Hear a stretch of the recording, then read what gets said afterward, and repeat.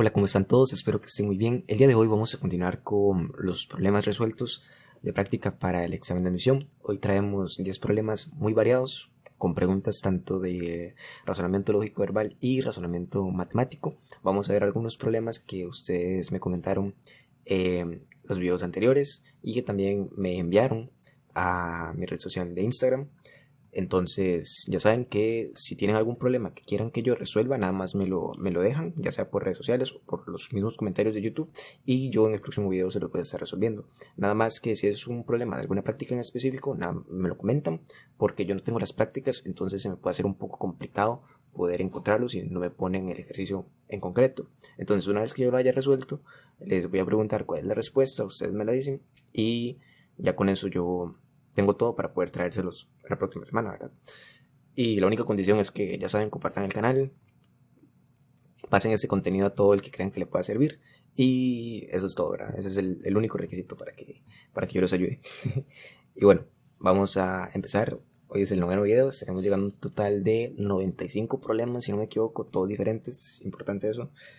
Así que, sin nada más que añadir, comencemos. Ok, el primer problema dice: una leona se encontraba a 10 metros de distancia de un venado, ¿verdad? Ustedes aquí en el examen pueden empezar a hacer un dibujo, hacer la leona, hacer el venado y ver que hay una distancia entre ellos que es de 10 metros. La leona empezó a perseguir al venado en ese momento, es decir, están corriendo los dos. Para recorrer 10 metros de distancia, la leona daba 3 pasos y el venado daba 2 pasos. Entonces, para recorrer 10 metros, la leona lo hace en 3 pasos y el venado hace esa misma distancia en 2 pasos.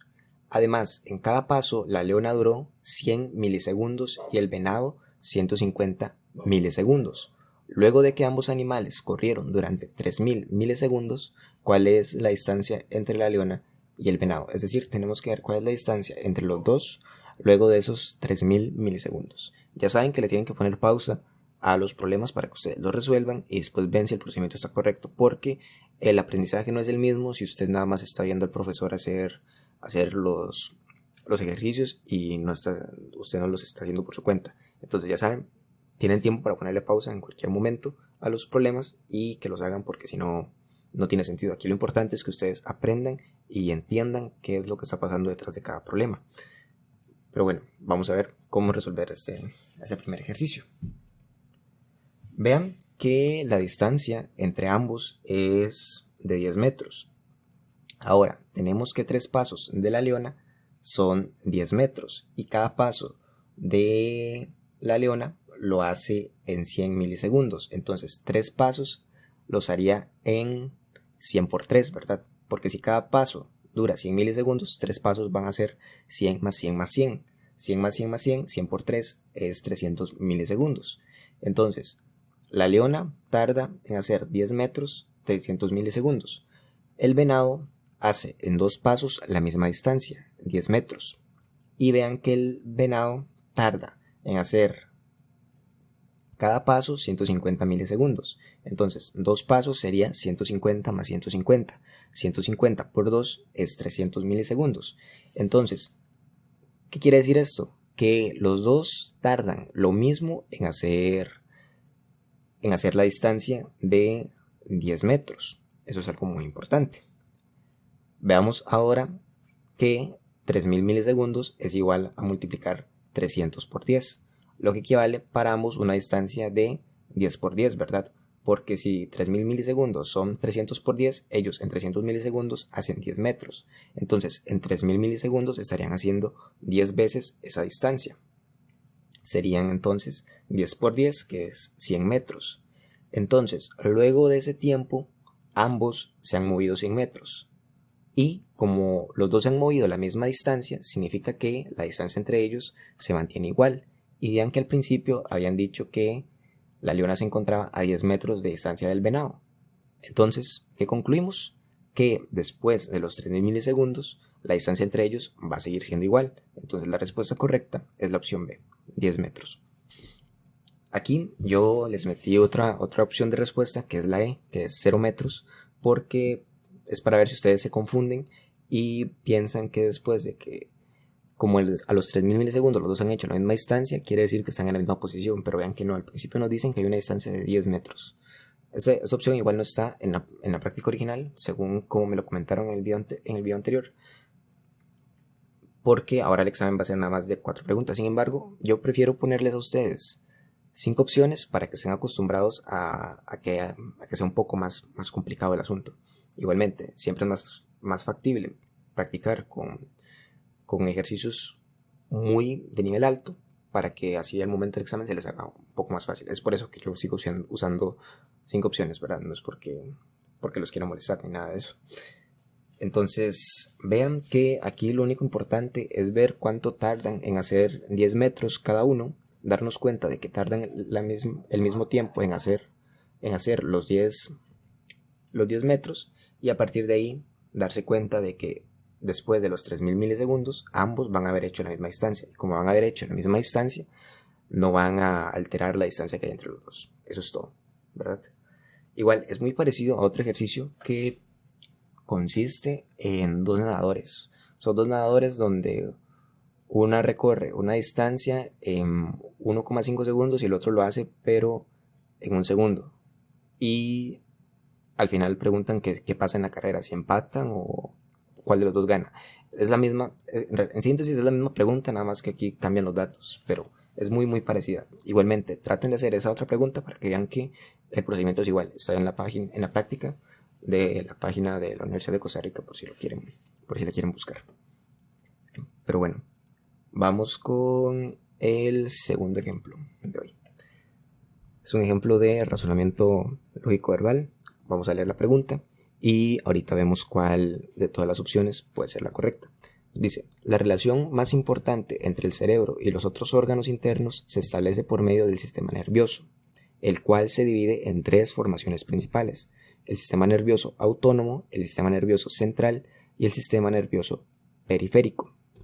Según la anterior, ¿cuál de las siguientes opciones es una conclusión del texto? Entonces tienen que buscar cuál de todas las opciones concluye lógicamente con todo lo que dice el texto. Si hay alguna que no la podamos concluir de manera certera, es decir, que parte de datos que no tenemos en el texto, entonces esa opción va a ser incorrecta. Veamos, por ejemplo, la primera opción dice, es inexistente la posibilidad de otras relaciones interorgánicas aparte de la que se establece en el sistema nervioso. ¿Verdad? Esta parte está mal escrita, porque la práctica lo saqué estaba así, no fue un error mío por no cambiarlo, pero igual, eso no importa. Bueno, veamos. Nos dicen que la relación más importante entre el cerebro y los otros órganos internos se establece por medio del sistema nervioso. Entonces, esa es la más importante. Puede ser que haya más, no lo sabemos. Entonces, decir que es inexistente la posibilidad de otras relaciones interorgánicas no tiene sentido, pues aquí nos dicen que la más importante es entre el cerebro y los otros órganos internos. Puede ser que se puedan establecer más. Como el texto no lo deja claro, no lo podemos ni afirmar, pero tampoco lo podemos negar. Entonces, por ese motivo, la opción A no es la respuesta correcta. Veamos ahora la opción B. La opción B dice, el sistema nervioso es el producto de la relación que se establece entre el cerebro y los otros órganos internos.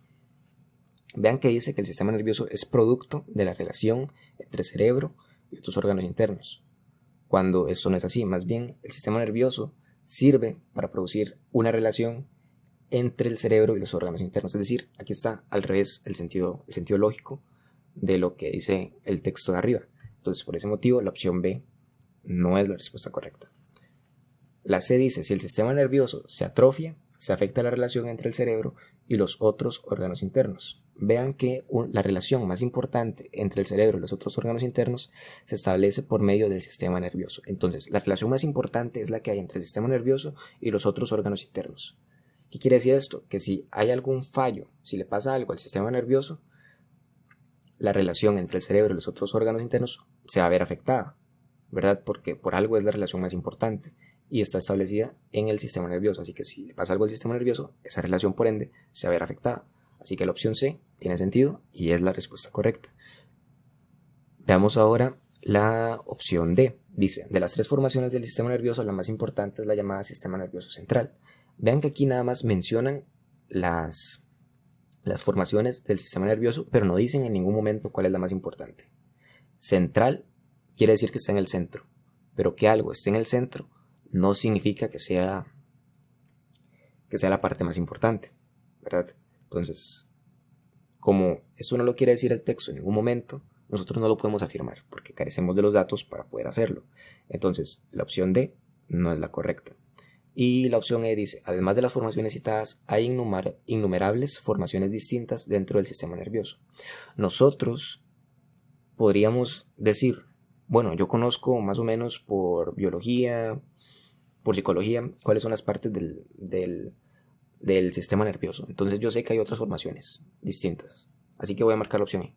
Incorrecto. Eso no lo pueden hacer. Ustedes no pueden marcar algo que no esté dentro del texto. Como el texto no menciona que haya innumerables formaciones distintas dentro del sistema nervioso, nosotros no podemos marcar esta opción como correcta.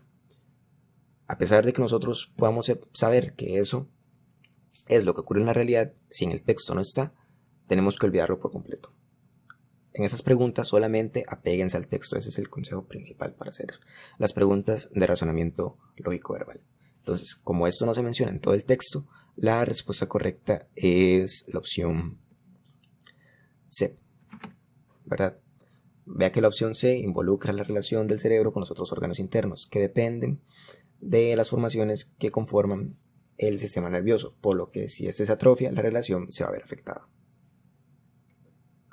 Vamos ahora con el problema número 3. Dice, un cuadrilátero P tiene 32 centímetros de perímetro y 48 centímetros cuadrados de área. Un cuadrado Q posee un perímetro igual a la cuarta parte del perímetro del cuadrilátero P. ¿Cuál es la diferencia entre las áreas del cuadrilátero P y el cuadrado Q en centímetros cuadrados? Veamos cuál es la solución. Primero, algo importante que ustedes tienen que saber es que un cuadrilátero no es un cuadrado necesariamente. Un cuadrilátero quiere decir que tiene 4 partes laterales, o sea que tiene 4 lados. Entonces, cuando nos hablen de cuadrilátero, no pensemos en un cuadrado. Pensemos en que puede ser un rombo, un romboide, un trapecio, un rectángulo, cualquier figura que tenga 4 lados. Entonces, consideremos eso cuando hagamos este tipo de preguntas. También es importante por si usted o alguien va a hacer el examen de prueba, o la prueba de habilidades cuantitativas más bien, ahí pueden salir esta nomenclatura de cuadrilátero, cuadrado, para que sepan que un cuadrilátero es algo que tiene 4 lados, pero no es un cuadrado necesariamente. Pero un cuadrado sí es un cuadrilátero, ¿verdad? Ser cuadrado involucra ser cuadrilátero porque tiene 4 lados, pero ser cuadrilátero no quiere decir lo mismo que ser cuadrado, ¿verdad? Porque hay otras figuras que también tienen 4 lados. Entonces, sabemos que el área de ese cuadrilátero es de 48 centímetros cuadrados. Ok, vean que la pregunta final es la diferencia entre las áreas. Entonces, nada más necesitamos saber el área de ese cuadrilátero. Y ya con eso no tenemos que tocarle nada más a ese cuadrilátero. Ahora, el cuadrado Q tiene un perímetro que es un cuarto del perímetro de P. Vean que el perímetro del cuadrilátero P es 32 centímetros. Una cuarta parte es hacer 32 dividido entre 4. 32 dividido entre 4 es igual a 8. Entonces, ese va a ser el perímetro del cuadrado Q. Ahora, recuerden que el perímetro es la suma de 2 lados. Como un cuadrado tiene 4 lados, lo que tenemos que hacer es agarrar ese 8 y dividirlo entre 4 para saber cuánto mide cada lado. 8 dividido entre 4 es igual a 2. Y nada más calculamos cuál es el área de ese cuadrado y vemos cuál es la diferencia entre las dos áreas. El área de un cuadrado es lado al cuadrado, entonces por eso fue que calculamos el lado. Entonces va a ser igual a 2 por 2, así que el área es de 4 centímetros cuadrados. Y la diferencia entonces sería ser 48 centímetros cuadrados menos 4 centímetros cuadrados, y 48 menos 4 da 44. Así que la diferencia es de 44 centímetros cuadrados y la solución es la E. Vamos ahora con el problema número 4. Dice, la posmodernidad es una manifestación del malestar de la modernidad, por un cierto cansancio de lo funcional y por los mitos incumplidos de la sociedad moderna en cuanto a democracia, opulencia e ilustración. Y nos preguntan, según el texto anterior, ¿cuál de todas esas es cierta? ¿Verdad? Vean que es según el texto. Entonces no pensemos nada que si fuera el texto. Nada más con el texto tendríamos que ser capaces de responder cuál es la solución. Analicemos cada una. La primera dice que la posmodernidad es un método religioso. Vean que en todo el texto no se menciona la religión en ninguna parte. Entonces, esa es una pista que nos dice la A no es la correcta. Entonces descartamos la A. La B dice, la sociedad moderna no es realmente democrática, ni opulenta, ni ilustrada. Vean que se habla de que hay mitos incumplidos en la sociedad moderna en cuanto a democracia, opulencia e ilustración. ¿Qué quiere decir esto? Que no se han cumplido ciertos estándares que se esperaban para una sociedad democrática, opulenta e ilustrada. Entonces, es cierto decir que la B se puede concluir a partir del texto principal. Entonces, la B es la solución. Igualmente vamos a ver las otras para que vean por qué las otras no son correctas. Vean la C, dice que la posmodernidad estudia los mitos actuales. En ningún momento dice eso, dice que la posmodernidad es una manifestación del malestar de modernidad por un cierto cansancio de lo funcional. No dice que la posmodernidad se dedique a estudiar los mitos actuales. Entonces, esa queda descartada. La D dice que la posmodernidad no es funcional. Se habla de un cansancio de lo funcional, pero no dice que no sea funcional. Entonces, esta opción tampoco. Y la E dice que la sociedad actual es democrática y funcional. Vean que habíamos dicho que no es del todo democrática. Entonces, como pasa eso, descartamos la opción E. Y la respuesta correcta, como habíamos dicho, es la opción B. Aquí yo les pongo más o menos la explicación por si la quieren ver. Y ahora vamos para el problema número 5. Dice, Juan perdió el teléfono de una amiga en una ciudad X que visitaba. Allí los teléfonos son de 3 cifras. Juan recordaba que el número era impar, es decir, que termina en número impar, ¿verdad? No terminaba en 0. Ese dato es irrelevante porque si es un número impar no puede terminar en 0. Entonces, en realidad ese dato es como un distractor. Y sabemos que empezaba con 4 y al sumar los 3 dígitos el resultado era 12. ¿Cuántos números tiene que investigar? Es decir, tenemos que ver cuáles son todas las combinaciones posibles en las que tenemos 3 números. El primero es 4, el último es un número impar y la suma de los 3 da como resultado 12. Veamos. Si el número es impar, entonces tiene que terminar en 1, 3, 5, 7 o 9. Ahora, ese número va a tener la forma 4, espacio, espacio. De modo que al sumarlos tiene que dar 12. Entonces probemos con cada número impar. Ustedes prueban poniendo el 1 al final, entonces tienen 4 más 1, 5. ¿Cuánto me falta para llegar a 12? Porque sabemos que la suma de los 3 tiene que dar 12, me faltan 7. Entonces pongo el 7 en medio. Después pruebo con el 3. Si el 3 está de último, 4 y 3 da 7. Entonces, ¿cuánto me falta a mí para llegar a 12 si estoy en 7? Me faltan 5. Entonces pongo el 5 en medio. Luego, pruebo con 5, ¿verdad? Probé con 1, probé con 3, ahora pruebo con 5. Si tengo 4 y 5, eso me da 9. ¿Cuánto me falta para llegar a 12? Me faltan 3. Entonces pongo el 3 en medio. Vean que es el mismo de arriba, nada más que estoy cambiando los números. Ustedes también lo pueden ver así, más lógicamente, y hacerlo. Pero igual lo explico de esta manera. Y en el último, pruebo con 7. Entonces tengo 4 y 7. Eso me da 11. ¿Cuánto me falta para llegar a 12? Me falta 1. Entonces pongo el 1 en medio. Y ya con 9 no se puede, porque vean que si yo tuviera 4 y de último 9, 4 más 9 me da 13. Entonces 13 ya se pasa de 12. Así que el 9 ya no lo puedo usar. De modo que el total de combinaciones posibles son 4. Ustedes pueden intentar buscar otras, pero no las van a encontrar. Entonces, la respuesta es la opción A. Vamos ahora con el problema número 6. Dice, considera la siguiente información sobre 3 números enteros diferentes. R, S y T.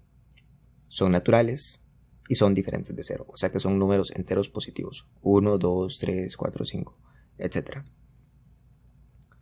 Entonces, la primera condición dice que R es menor que S, la segunda que T es mayor que la suma de R más S y la tercera que T es menor a S. Entonces, para saber cuál de los 3 es el menor, se requiere saber, y nos ponen aquí todas las opciones, ¿verdad? Entonces ustedes tienen que analizar con cuáles condiciones, al juntarlas, yo podría decir que hay un número menor de los tres y saber cuál es ese número. Entonces, veamos.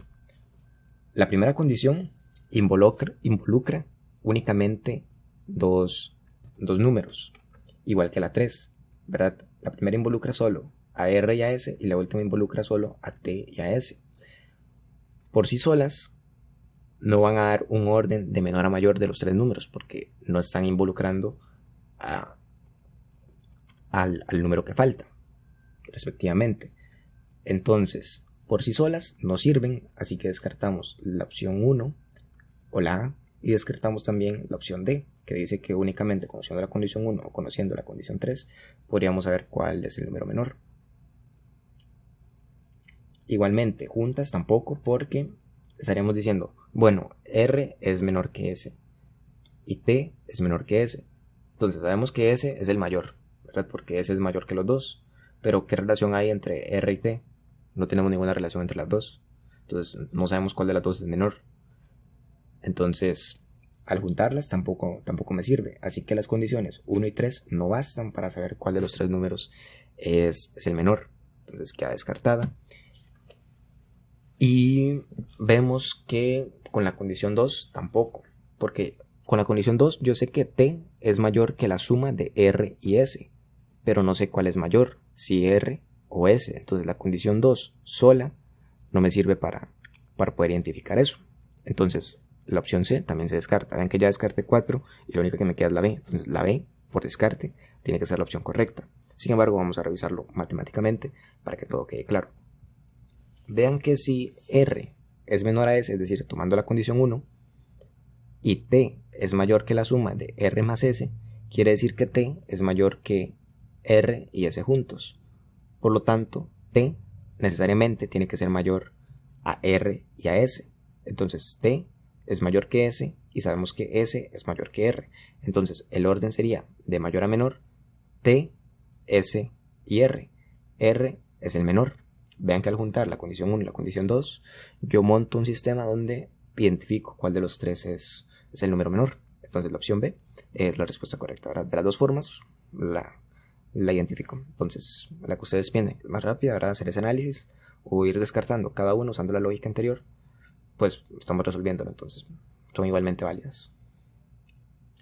Vamos ahora con el problema número 7. Dice: el comercio entre las naciones vive un acelerado proceso de transformación y cambios. La ciencia, la tecnología y las comunicaciones modifican la faz del planeta. Cada vez somos más independientes.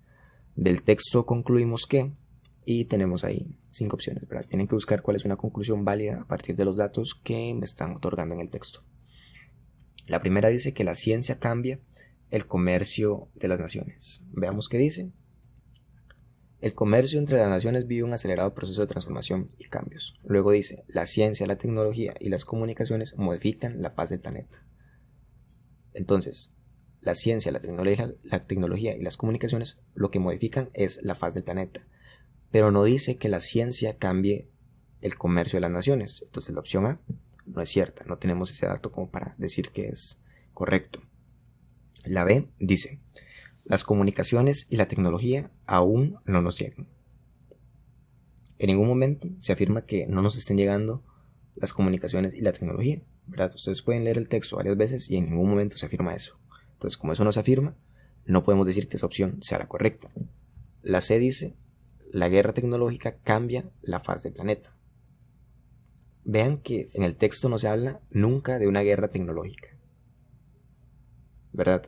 No se habla de que hay una guerra tecnológica. Entonces, otra pista para decirnos, la C no es la correcta. La D dice, los cambios en el mundo nos afectan directamente. Vean que la ciencia, la tecnología y las comunicaciones modifican la faz del planeta.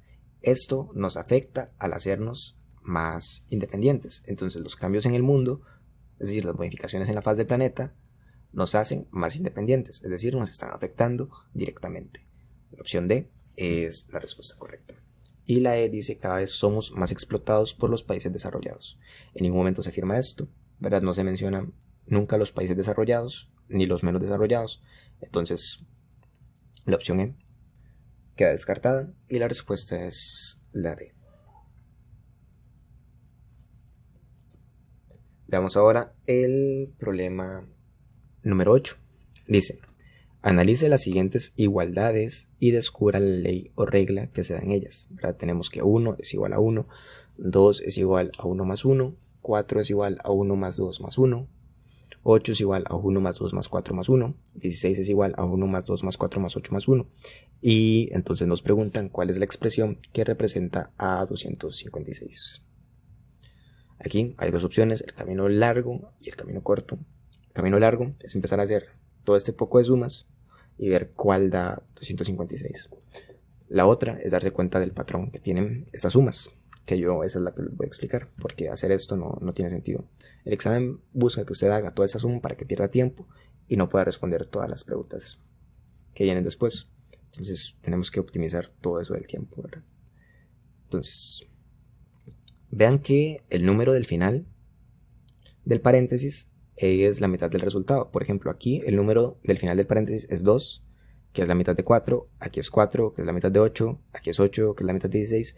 Entonces, para el caso de 256, el último del paréntesis tiene que ser la mitad de 256. Ustedes hacen la división de 256 entre 2 y eso les da 128. Entonces, tiene que terminar en 128 lo que está en el paréntesis. La respuesta correcta es la opción D o la opción E. También noten que en el paréntesis los números que se suman van duplicándose, por lo que el resultado debe acabar como 64 más 128. ¿Verdad? Por ejemplo, ven aquí 8. ¿Cuál es el que está antes? La mitad de 8, 4. Entonces, como el último aquí tiene que ser 128, el que está antes tiene que ser la mitad de 128. La mitad de 128 es 64. Entonces, la opción E es la respuesta correcta. ¿Ven? Sin necesidad de hacer toda la suma, nada más usando la lógica de ver el patrón que hay en la ley de secuencias que nos están dando. Vamos ahora con el problema número 9. Dice, una caja contiene monedas con denominaciones de 5, 10 y 20 capes. Dos personas retiraron cada una 2 monedas. Si se sabe lo siguiente, primero, ninguna de ellas tomó 2 monedas con la misma denominación, es decir, las 2 monedas que agarró cada persona son diferentes. Cada una de ellas tomó una moneda de igual denominación al otro, es decir, las 2 personas agarraron una moneda en común. Por ejemplo, yo estoy con otra persona y esa persona agarró una de 5 y otra de 20, entonces yo agarré una de 5 y otra de 10, estamos coincidiendo en una moneda. Y la última afirmación dice, una de ellas tomó 5 gapes menos que el otro. Entonces la suma de uno es 5 menos que la del otro. Hay una diferencia entre el total de 5 gapes. Entonces, según la información anterior, ¿cuál denominación es la moneda en la que ambas personas coincidieron? Y ahí tenemos todas las opciones, ¿verdad? 5 gapes, 10 gapes, 20 gapes, no se sabe. Podía ser de 5 o 10 gapes. Y ahí ustedes tienen que analizarlo, ¿verdad? Y aquí lo que recomiendo es que se imaginen en la situación. Piensen que ustedes están viviendo algo parecido y traten de hacer cabeza de qué forma podríamos hacer una suma entre 5, 10 y 20, utilizando dos de los 3 números, de modo que la diferencia sea de 5, ¿verdad? Entonces, para hacer eso, sería pensar en los resultados posibles. Tenemos la suma de 20 más 10. 20 más 10 da 30. Luego tenemos la suma de 20 más 5. 20 más 5 da 25. Entonces, una me dio 30 y la otra me dio 25. ¿Cuál es la diferencia entre las dos? 5, ¿verdad? Parece que esa es la suma que yo tengo que hacer. En ese caso, la moneda que se está repitiendo es la de 20. Entonces, ya ahí acabo de resolver el problema. Podríamos pensar también, 10 y 5 me daría 15. Y 10 y 20 me daría 30. Pero la diferencia entre las dos ahí sería de 15, ¿verdad? Entonces no me sirve porque la diferencia tiene que ser de 5. Luego, si la que se repite es la de 5, tendría 5 y 10, 15, 5 y 20, 25. La diferencia es de 10, entonces eso tampoco me sirve. Entonces la que se tiene que repetir a fuerza es la de 20. Entonces la opción C es la respuesta correcta. Y aquí, todo lo que dice es lo que les acabo de explicar. Ahí ustedes le pueden poner pausa para revisarlo. Pero nada más es de ir probando. Ir probando, por ejemplo, bueno, digamos que se repite la de 20. Entonces, 20 y 10, 30, 25, 25. La diferencia es de 5, que es lo que me están diciendo. Entonces, 20 es la respuesta correcta. Después, probar con las otras y darse cuenta que esas no sirven. Es todo. Veamos ahora el problema número 10. Dice, una comerciante compró latas de frutas para vender 10 cada día. Sucedió que el primer día logró vender las 10 latas, sin embargo en los restantes vendió una menos que el día anterior, razón por la cual en el tiempo previsto para vender todas, todavía le quedaban 6 latas. ¿Cuántos días le tomó vender todas las latas de frutas? Aquí lo que tenemos que hacer es ir viendo, ¿verdad? El primer día vende 10, el segundo vende 9, el tercero vende 8, el cuarto vende 7 y así sucesivamente. Vean que el día o el tiempo, más bien tiempo es días porque estamos viendo que los vende las frutas cada día. Entonces en los días previstos para vender todas todavía le quedaban 6 latas. Entonces le quedaban 6 latas de las que no había vendido los días anteriores. Entonces vamos a ver, tenemos que ir identificando cuántas latas va vendiendo y cuántas le van sobrando por día y al final hacemos una suma. Por ejemplo, el primer día vende 10, entonces la que le sobran son 0, ¿verdad? Porque vendió las 10 que tenía que vender cada día. El día 2 apenas vende 9, entonces le está sobrando 1. El día 3 está vendiendo 8, entonces le están sobrando 2. En total le han sobrado 3. El día 4 vende 7, le están sobrando 3 y en total son 6. Este era el día que tenía previsto acabar. El día 4 ella pensó que ya iba a haber vendido todas las latas de frutas, ¿verdad? Porque vean que el día en el que ya lo tenía previsto para vender todas, todavía le quedaban 6 latas. Y ese es el día donde le están sobrando o le están quedando 6 latas. Entonces el día 5 tendría que vender 6. Y las 6 que va a vender son las 6 que le quedan. Entonces ya ese día se le acabaron todas las latas de frutas. Y en total está tardando 5 días, ¿verdad? Es nada más saber identificar ese proceso, que ella tiene previsto vender 10 cada día, pero por A o por B está vendiendo nada más una menos cada día. Entonces el segundo día está vendiendo 9, le está sobrando una de las que tenía planeadas vender. El tercer día vende 8, le están sobrando 2 de las que tenía planeadas. En total le han sobrado 3, ¿verdad? Hacemos la suma, 1 más 2 da 3. El día 4 apenas está vendiendo 7, entonces le están sobrando 3 del total que tenía pensado vender. Y en total son 6, ¿verdad? 3 más 2 más 1 me da 6. Entonces ese era el día que tenía previsto vender todas, porque nos están diciendo que el día que tenía previsto le quedaban 6 latas y aquí le están quedando 6, le están sobrando 6. Es lo mismo. Entonces el día 5 va a vender las 6 que todavía le quedan. Entonces va a tardar en total 5 días para vender todas las latas que había comprado. Entonces la opción D es la respuesta correcta. Igualmente, si no lo entendieran, traten de hacerlo, copien en el papel, traten de ver la lógica, imaginarse la situación y van a ver que tiene mucho sentido todo lo que está ocurriendo, al menos para la situación de este problema. Y eso sería todo por el día de hoy. Espero que les haya gustado. Ya saben, abajo quedan mis redes sociales por si me quieren hacer alguna pregunta. Lo pueden hacer también por medio de los comentarios. Yo les voy a contestar en el próximo video si todo sale bien, que estaría saliendo la próxima semana. Y sin nada más que añadir, me despido. Nos vemos hasta la próxima.